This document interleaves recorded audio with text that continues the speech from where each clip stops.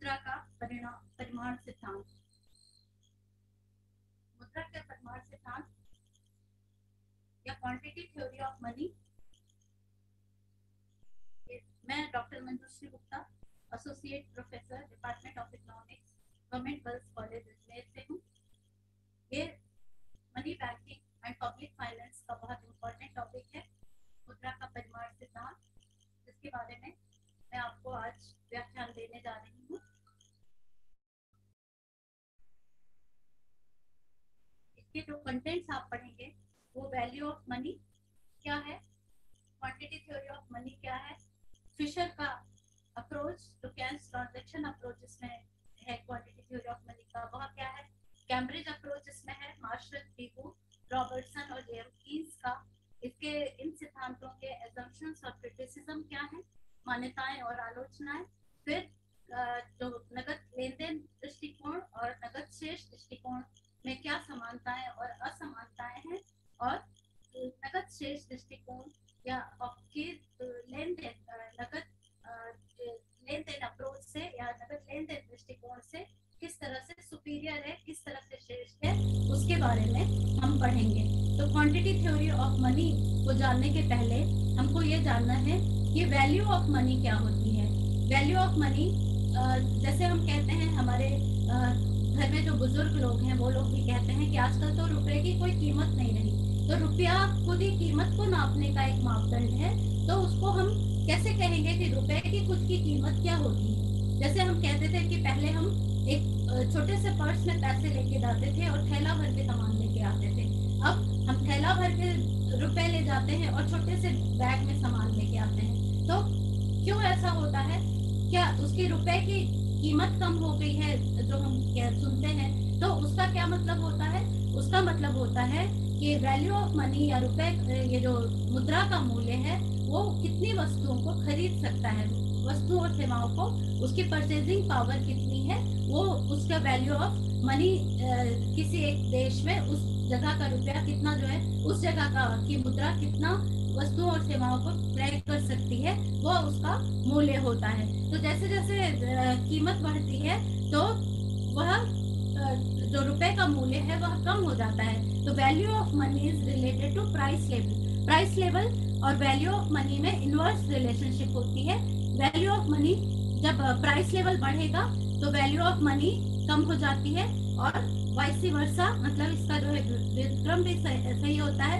जब कीमत स्तर घटता है तो मुद्रा का मूल्य जो है बढ़ जाता है। तो अगर हम इंडिया के संदर्भ में बात करें तो हम ये देखते हैं कि रुपया कितना जो है एक भारत में कितना वस्तुओं का क्रय कर सकता है, तो उसका मूल्य वहां से देखा जाएगा। तो वैल्यू ऑफ मनी जो हमने समझ ली, तो हम ये देखते हैं कि अब क्वांटिटी थ्योरी ऑफ मनी क्या कहती है। क्वांटिटी का मतलब होता है परिमाण या मुद्रा का परिमाण सिद्धांत, क्वांटिटी ऑफ मनी से रिलेटेड है। तो फिशर का इसमें जो है, ये जो हम स्लाइड्स पे मैंने आपको दिखाया है, ये अप्रोचेस है। फिशर का अप्रोच है, फिशर का दृष्टिकोण, जिसको मैंने इंग्लिश में लिखा है, हिंदी में भी बताती जा रही हूँ। नगद लेन देन दृष्टिकोण इरविंग फिशर ने दिया था। कैम्ब्रिज अप्रोच या कैम्ब्रिज दृष्टिकोण, जिसको नगद शेष दृष्टिकोण भी कहते हैं, कैश बैलेंस अप्रोच, जिसमें 4 अर्थशास्त्रियों के दृष्टिकोण आपको पढ़ने होते हैं, मार्शल, पीगू, रॉबर्टसन और जेएम कीन्स का। फिर 1956 में फ्रीडमैन ने restatement of quantity theory of money भी दिया, जिसको आज के आधे घंटे के लेक्चर में ये पूरा अलग टॉपिक, एक बड़ा लेक्चर होता है, तो मैं फ्रीडमैन के अप्रोच को आज मैं नहीं ले रही हूँ। फिशर का अप्रोच और कैम्ब्रिज का जो अप्रोच है, या कैश ट्रांजैक्शन अप्रोच या नगद लेन देन दृष्टिकोण, और कैम्ब्रिज अप्रोच, कैम्ब्रिज के दृष्टिकोण को, जिसको हम नगद शेष दृष्टिकोण भी कहते हैं, उसके बारे में जो मार्शल, पीगू, रॉबर्टसन और कीन्स के द्वारा दिया गया, उनके जो है जो दृष्टिकोण है, उनके सूत्र जो है, उसके बारे में बात करेंगे।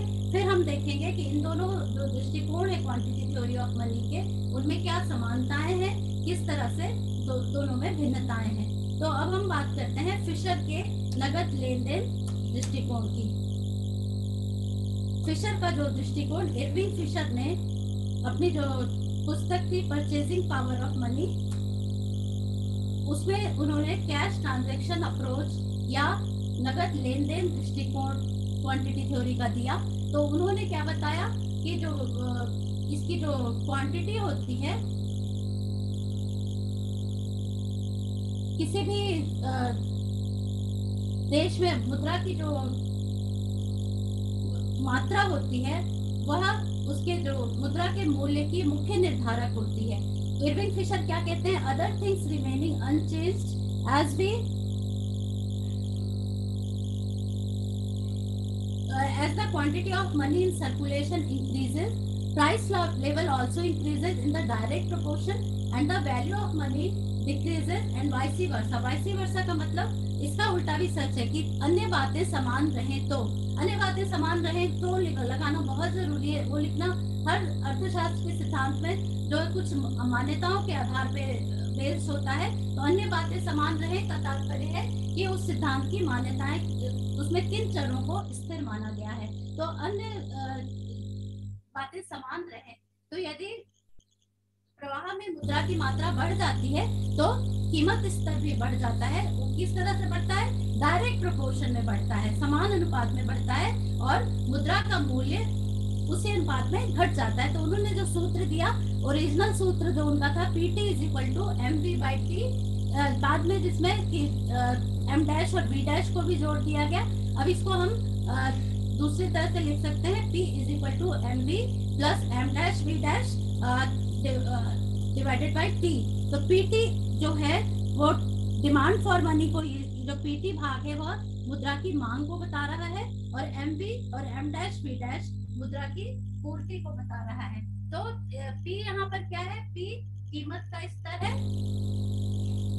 M total quantity of legal tender money विधि ग्राह्य मुद्रा की कुल मात्रा, V velocity of circulation of M या मनी या मुद्रा का वेग, M dash total quantity of credit money या साख मुद्रा की कुल मात्रा और V dash velocity of circulation of credit money साख मुद्रा का वेग, T total amount of goods and services exchange for money और ट्रांजैक्शन परफॉर्म्ड बाय मनी। मुद्रा के द्वारा जितने जो है ट्रांजैक्शन या लेन देन किए जाते हैं उनकी जो कुल मात्रा है उसको हम T से व्यक्त करते हैं। तो यहाँ पर हम ये जो है ये सारे चर, प्राइस लेवल और टोटल क्वांटिटी, लीगल टेंडर का मतलब विधि ग्राह्य मुद्रा का मतलब जिसको कानूनी रूप से मान्यता प्राप्त होती है।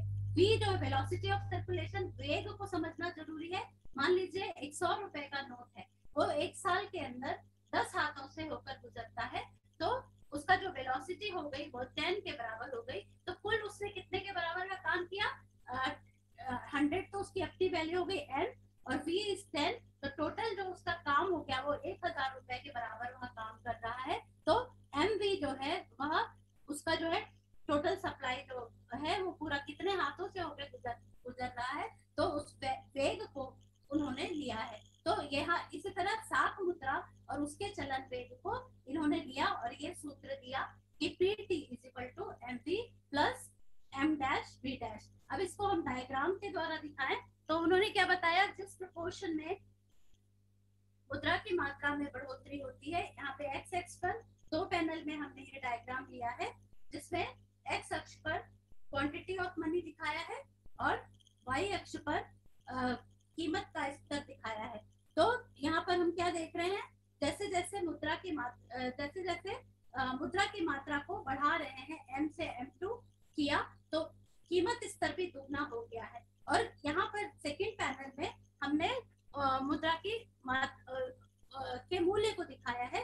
तो पहले 1/p जो वैल्यू ऑफ मनी है वो इनवर्स ऑफ प्राइस लेवल है, तो 1/p से और घट के 1/p2 ये जो है ये और घट गई वैल्यू ऑफ मनी, मुद्रा का मूल्य और कम होके जब इसको 4 टाइम्स कर दिया जाता है तो और ये जो है कम होकर ये और कम हो जाता है। तो ये function of quantity of money, 1/p is value of money मतलब मुद्रा का मूल्य, this is function of m is quantity of money, तो value of money is function of m।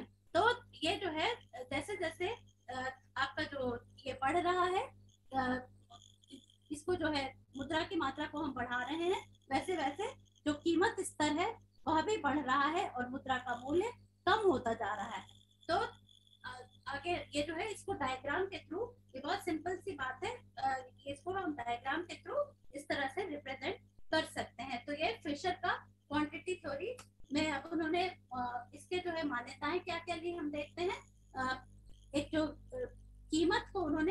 निष्क्रिय चर माना। P is a passive factor in the equation which is affected by other, ये जो अन्य तत्वों से प्रभावित होता है। M डैश और M का जो रेशियो है, प्रोपोर्शन है, वो कांस्टेंट रहता है। B और B डैश कांस्टेंट है, स्थिर है, और ये M और M डैश के चेंजेस से फ्री है। मतलब B और B डैश को इन्होंने स्थिर मान लिया। मुद्रा का वेग और साथ मुद्रा का वेग दोनों स्थिर रहते हैं। T एक कांस्टेंट है। T का मतलब मैंने आपको बताया कि मुद्रा से कुल वस्तुएं सेवाएं जितनी ली जाती है, दैट इज T। और अन्य जो तत्व है जैसे M डैश, B और B डैश, इनसे यह स्वतंत्र होता है। फिर उसके बाद demand for money is proportional to the value of transaction. Money की जो मुद्रा की मांग है उसके द्वारा किए जाने वाले लेन देन के अनुपात में की जाती है।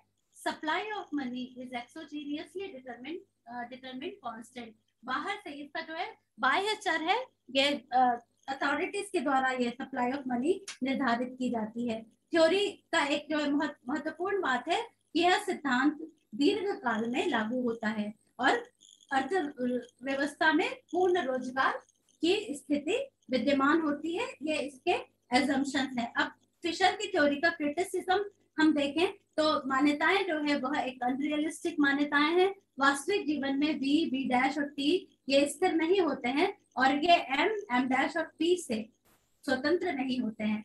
और फिशर के समीकरण में सब सारे जो जितने भी चर हैं वे सारे आपस में अंतर संबंधित हैं और ये इनको स्थिर मानना सही नहीं है। ये उन्होंने कहा कि जिस अनुपात में हम मुद्रा की मात्रा को परिवर्तित कर रहे हैं उसी मात्रा में कीमत का स्तर परिवर्तित हो जाता है।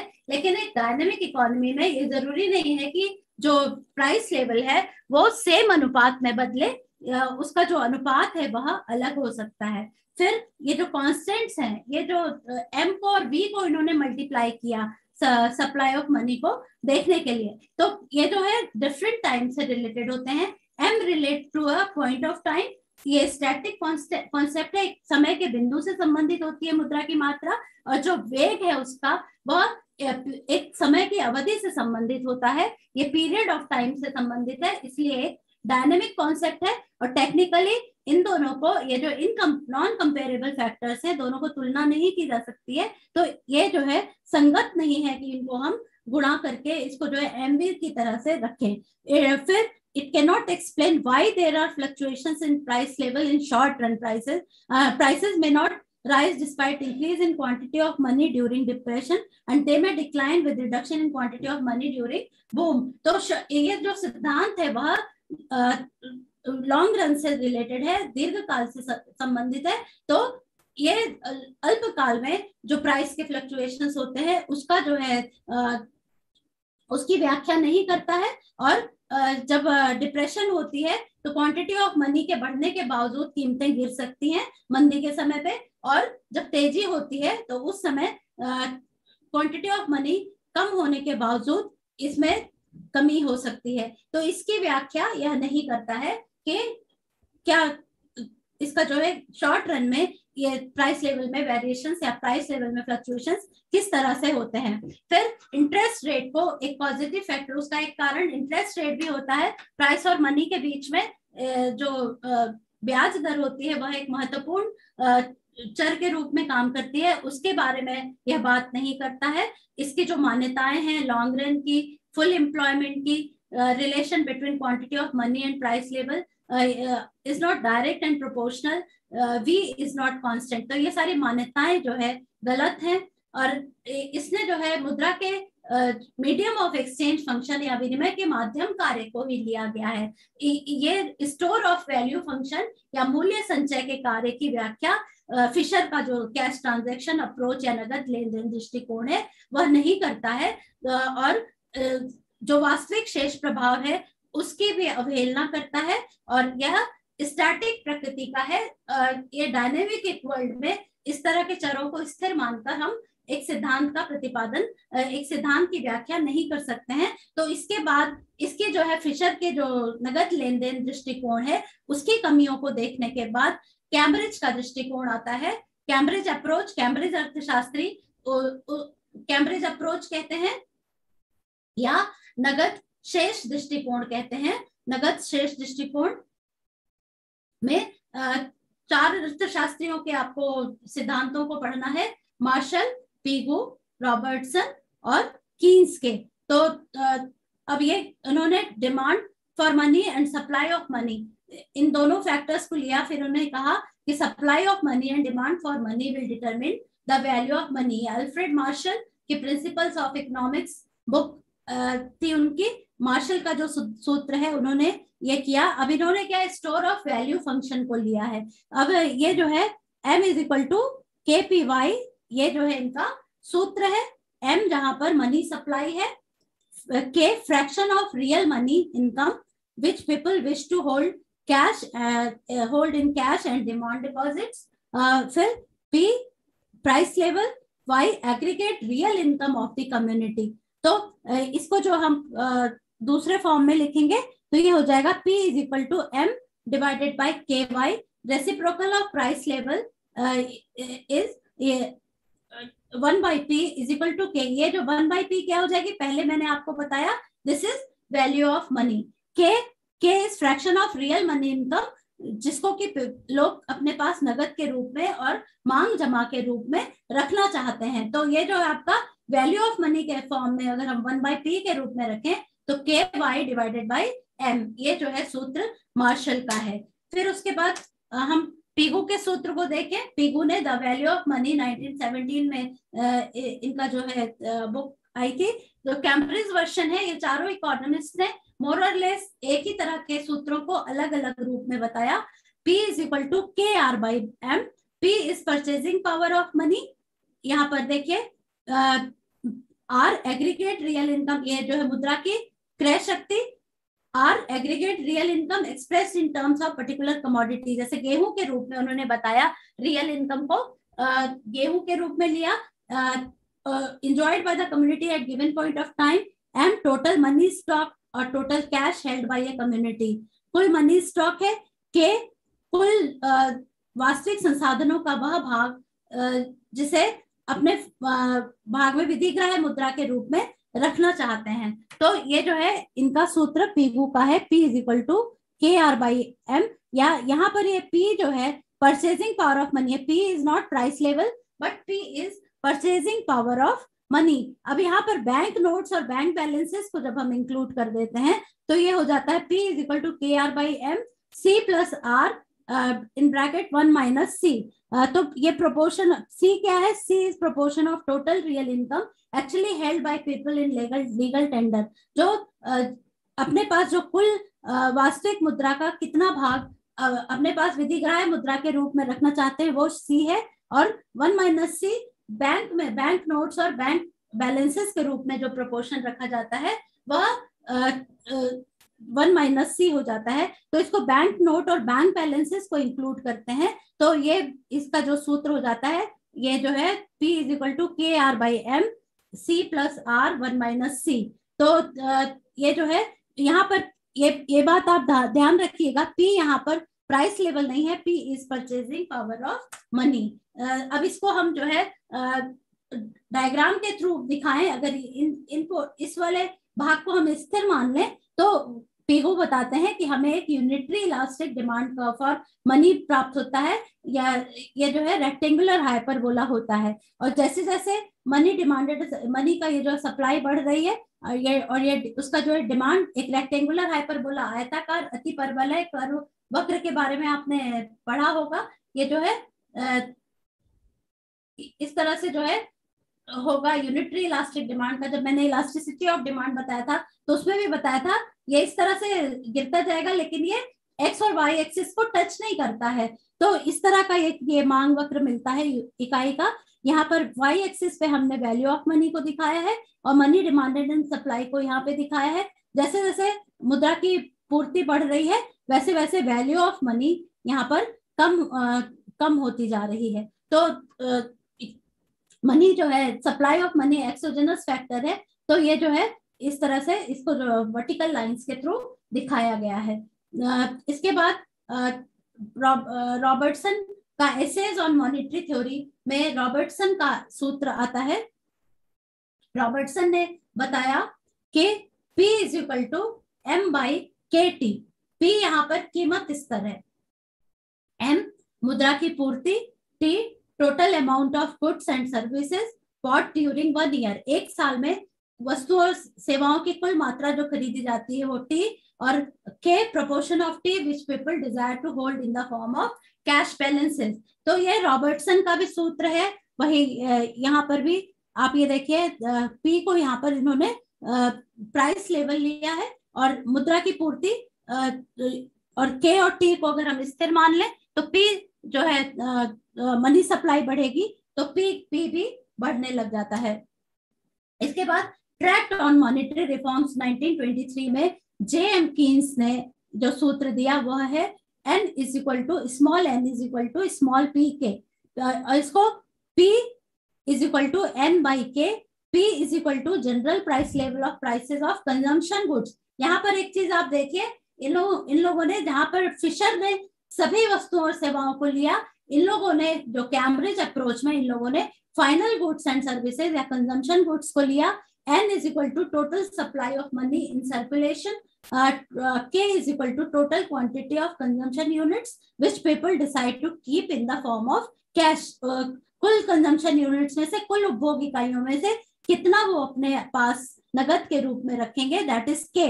तो ये जो है, अब इसमें बैंक कैश रिजर्व्स को और नंबर ऑफ बैंक डिपॉजिट्स को भी अगर हम कर दें तो ये फॉर्मूला हो जाता है n is equal to P in bracket K plus RK dash, या P इज इक्वल टू, अब इसको हम वो करेंगे, P को हम करेंगे, इसको इधर ले जाएंगे, P is equal to N by K plus R के डैश। R क्या है? Ratio of banks cash reserve to their deposits, deposits में से कैश रिजर्व्स की कितनी का अनुपात क्या है, और cash K dash is equal to number of consumption units the community decides to hold in form of bank deposits। Bank deposits के रूप में एक कम्युनिटी कितना रखना चाहती है वो जो है K डैश हो जाता है। तो ये मार्शल, पीगू और रॉबर्टसन और कीन्स के जो है सूत्र थे। अब हम कैश बैलेंस अप्रोच का अगर हम आलोचना की बात करें तो उन्होंने जो कीमत स्तर को उन्होंने कंजम्पशन यूनिट या उपभोग इकाइयों के रूप में माना। अब कैश डिपॉजिट्स को लोग बिजनेस के लिए या व्यक्तिगत उद्देश्यों के लिए भी रखते हैं, जरूरी नहीं है कि खाली वे उपभोग के लिए ही रखें, अन्य उद्देश्यों को, इनकम, बिजनेस और सेविंग पर्पसेस को उन लोगों ने इग्नोर किया। के और वाई या आर और टी, इसको इन लोगों ने कांस्टेंट माना, जो कि सही नहीं है। फिर ये जो है प्राइसेस के डायनेमिक बिहेवियर को एक्सप्लेन का स्पष्टीकरण करने में ये असमर्थ रहे। इंटरेस्ट रेट की इन लोगों ने अवहेलना की, और उन लोगों ने मनी मार्केट पे बहुत ज्यादा फोकस किया, बहुत कॉन्सेंट्रेट किया, और गुड्स मार्केट की अवहेलना करी। फिर रियल बैलेंस इफेक्ट पेटिंगटन कहते हैं कि जो कैश बैलेंस अप्रोच है वो रियल बैलेंस इफेक्ट की अवहेलना करता है। जो अर्थशास्त्री कहते हैं कि elasticity of demand for money, जैसा कि पीगू ने बताया, वो यूनिटी नहीं होती है, और स्पेकुलेटिव डिमांड फॉर मनी की इन्होंने अवहेलना की। तो ये कैश बैलेंस अप्रोच की ये जो है आलोचना की जाती है। अब हम ये देखते हैं कि ट्रांजैक्शन अप्रोच या नगद लेन देन दृष्टिकोण जो फिशर का है उसमें, और नगद शेष दृष्टिकोण में, दोनों में क्या इन दोनों की अगर हम तुलना करें तो पहले हम इसकी सिमिलैरिटी देखेंगे, इसमें क्या सिमिलैरिटी है। तो देखिए आप कि दोनों का कंक्लूजन है वो समान है। There is direct and proportional relationship between quantity of money and the price level, and inverse proportionate relationship between money and value of money। एक ही बात को वो उन्होंने दूसरी तरह से किया, और कैम्ब्रिज ने दूसरी तरह से उसी बात को कहा कि मुद्रा की मात्रा और कीमत स्तर में एक समान और प्रत्यक्ष और समानुपाती संबंध होता है, और मुद्रा की मात्रा और उसके जो मूल्य है उसमें व्युत्क्रम संबंध होता है। तो फिशर का इक्वेशन क्या था, ये जो अगर हम सात मुद्रा को हटा दें, P is equal to MV by T, तो MV बाई टी और रॉबर्टसन ने क्या दिया, P is equal to m by K T. अब हम जो V जो क्या होता है वेग, वो अमाउंट ऑफ स्पेंडिंग को बता रहा है, कितना हम खर्च कर रहे हैं, और K किसको बता रहा है, amount of money people wish to hold in form of cash balances, जो अपने पास नगद के रूप में रखना चाहते हैं। तो हम ये कह सकते हैं V और K जो है दोनों एक दूसरे के व्युत्क्रम रूप से ये संबंधित हैं। तो V बढ़ेगा तो K घटेगा, V घटेगा और K बढ़ेगा तो V घट जाएगा। तो हम इसलिए V की जगह अगर K को रिप्लेस कर दें तो हमारा फॉर्मूला क्या हो जाएगा, M डिवाइडेड बाय KT। तो उसी बात को दूसरी तरह से कहने की चेष्टा कैम्ब्रिज अप्रोच ने कही। मनी को उन्होंने सेम फिनोमेना माना, mv plus m dash v dash Fisher के इक्वेशन में, m पीगुके में, और रॉबर्टसन के इक्वेशन में n, कीन्स के इक्वेशन में, ये टोटल क्वांटिटी ऑफ मनी को बताते हैं। फिर डिसिमिलैरिटी को अगर हम बात करें तो फिशर ने इसे मीडियम ऑफ एक्सचेंज फंक्शन को प्रमुखता दी, और कैम्ब्रिज ने स्टोर ऑफ वैल्यू मतलब लेन देन का माध्यम माना, विनिमय माध्यम माना केवल मनी को, और कैम्ब्रिज अर्थशास्त्रियों ने इसको मूल्य संचय का साधन माना। फिशर का जो मनी को एक फ्लो कॉन्सेप्ट माना है, और कैम्ब्रिज ने मनी को एक स्टॉक कॉन्सेप्ट, जो V की बात कही वेलोसिटी, तो V के कारण ये फ्लो कॉन्सेप्ट हो गया। यहाँ पे K अपने पास संचित रख रहे हैं, स्टोर ऑफ वैल्यू फंक्शन को दिखा रहे हैं, तो एक स्टॉक कॉन्सेप्ट को दिखा रहे हैं। V and K are different. V is rate of spending and K refers to cash balances people wish to hold. यहाँ पर डिसिमिलैरिटी आ जाती है। नेचर ऑफ प्राइस लेवल की बात हम करें तो फिशर का P जो है वो average price level of all goods and services को बताता है, जबकि कैम्ब्रिज का जो P है वह फाइनल कंज्यूमर गुड्स को बताता है। नेचर ऑफ टी, फिशर का जो T है वो total amount of goods and services exchange for money, Cambridge का T जो फाइनल कंज्यूमर गुड्स, जैसा कि मैंने आपको पहले भी बताया, ये टोटल अमाउंट ऑफ गुड्स को ले रहे हैं, और कैम्ब्रिज जो है फाइनल कंज्यूमर गुड्स को ले रहे हैं। फिशर का अप्रोच सप्लाई ऑफ मनी की बात करता है, जबकि कैम्ब्रिज का अप्रोच डिमांड एंड सप्लाई दोनों की बात करता है। अब हम ये देखते हैं कि जो कैश बैलेंस अप्रोच है या नगद शेष दृष्टिकोण है, वह नगद लेन देन दृष्टिकोण से किस तरह से श्रेष्ठ है। तो ये जो बाद में आपने कीन्स का तरलता पसंदगी सिद्धांत पढ़ा होगा या कभी आपने सुना होगा, तो लिक्विडिटी प्रेफरेंस, यहाँ पे रेफरेंस नहीं सॉरी प्रेफरेंस थ्योरी जो है, liquidity preference theory of interest, ब्याज का जो तरलता पसंदगी सिद्धांत जो कीन्स का बहुत ही महत्वपूर्ण सिद्धांत है, उसका यह आधार बना। इन्होंने वेलोसिटी ऑफ सर्कुलेशन का जो की संकल्पना थी उसको जो है नकार दिया। ये अल्पकाल से संबंधित है। एक बहुत ही इंपॉर्टेंट बात है, फिशर का जो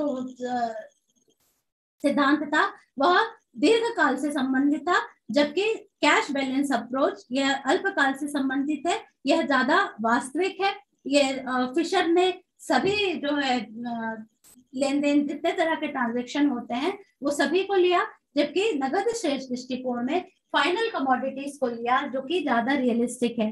cash balance approach trade cycles को भी एक्सप्लेन करने में सक्षम रहा, जबकि कैम्ब्रिज के इक्वेशन में K जो है वह फिशर के इक्वेशन में जो V है उससे ज्यादा महत्वपूर्ण है कि वो जो है व्यापार चक्रों के व्यवहार को भी समझ सकते हैं उससे। अब K में जो उतार चढ़ाव होता है उसमें सब्जेक्टिव फैक्टर्स काम करते हैं।